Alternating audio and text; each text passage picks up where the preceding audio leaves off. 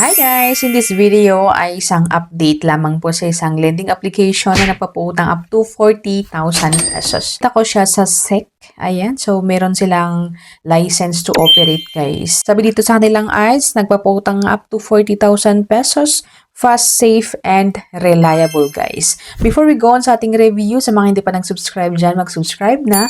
I-hit ang bell button para ma-update ka sa upcoming videos and tutorials. And of course, mag-comment sa baba para mapabilang kayo sa mga upcoming na pag-giveaways natin.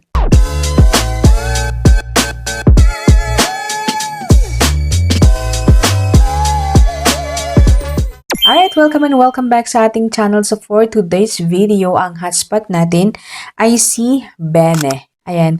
So, dati ko nang na-review ito pero matagal ng panahon. So, this is an update kung paano nga ba si Bene ngayon since still meron po sila sa SEC. So, ayan guys. So, si Bene, ayan, under kay Wing of Integrity Lending Incorporated or Corporation. And ayon sa kanilang application guys about this app, ayan, sabi dito, Bene is a convenient microloan, blah blah blah. Quick and easy to apply, ayan, and valid ID lamang po is UMI driver's license and passport, etc. And madali lang daw pong umutang sa loan application na ito guys. So upon downloading guys is makikita yung mga ads guys. Ayan, madaming ads na makikita dito. Bubungad sa atin ang ating pwedeng utangin. Ayan, up to 40,000 pesos daw. So, kailangan nating bigyan ng permission sa ating SMS, ating contacts. Ayan, so hindi na yun bago guys. Contacts and location and device information. So, bigyan natin ng permit and then click natin yung agree. Ayan sa ating dashboard guys, sabi dito 12,000 pesos ang ating pwedeng hiramin daw. Instant apply. Term 120 days, low interest, safe and secure.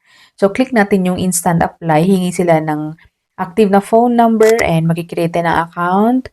Magbibigay tayo ng password or maglalagay tayo ng password. Next is yung personal information na natin. So by the way, approve po tayo sa loan application na ito. So kailangan nating patapusin ang loan application review na ito para sa ganun makita natin kung OX ba sila kasi meron sila sa SEC. Bibigay tayo ng information, ating personal information, birthday, marital status, education, residence information like yung ating kung saan tayo nakatira, yung email, second phone number, and yung social account or yung mga social media account natin. So, po tayo makapag-push through. So, sa akin na lang, nilagay ko na lang kung anong pangalan ko na nilagay ko dito is yun na lang po ang nilagay ko sa aking social media account.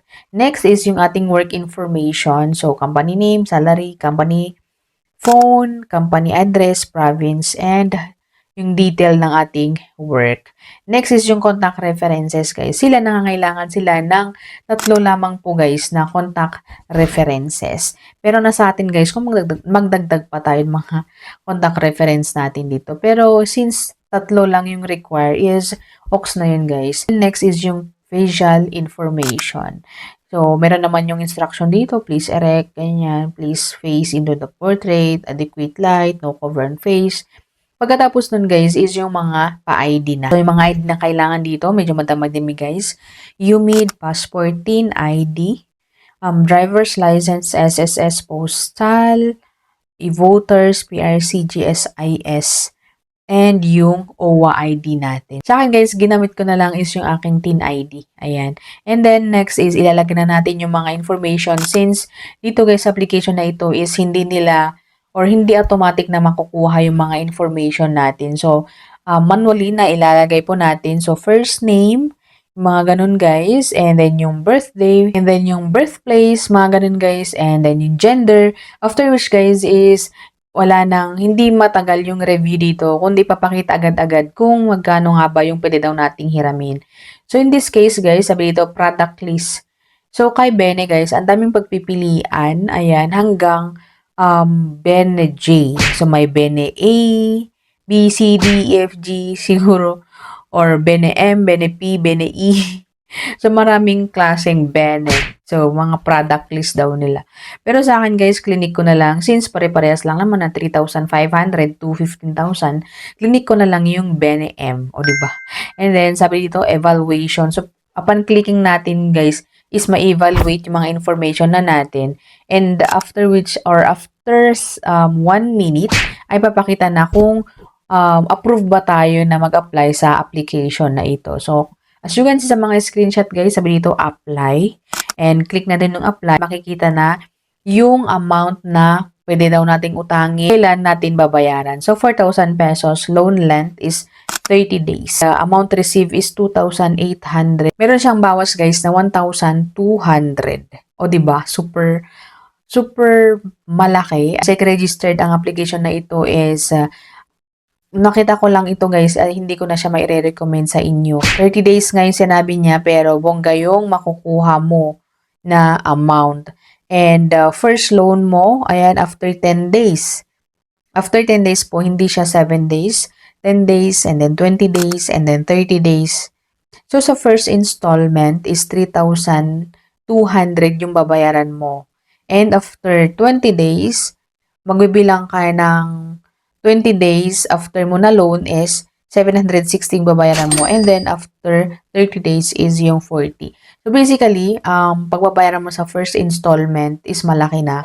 Malaki na siya. Hindi mo siya full na nabayaran, pero malaki na yung binayad mo. So, sa application na ito, guys, is nag-try ako na mag-click kung makikita natin kung saan ba napunta yung mga fees. Ayan, yung mga loan term, mga ganun, guys.